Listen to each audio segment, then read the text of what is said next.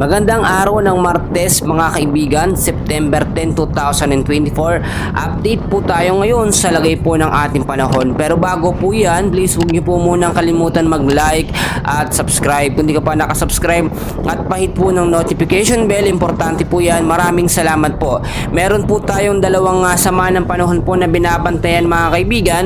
Dalawang low pressure area po. Ang isa po ay nasa loob po ng Philippine Area of Responsibility natin na may layo pong 830 kilometers of extreme northern Luzon po yan mga kaibigan. Sa loob ito ng bansa natin mga kaibigan at malaki po ang tsansa na ito po ay maging isang ganap na bagyo within 24 to 48 hours. So maging handa po tayo at mag-ingat sa anumang banta ng panahon. Samantalang ito naman pong isang low pressure area na nasa labas po ng PAR na may layo pong 2,000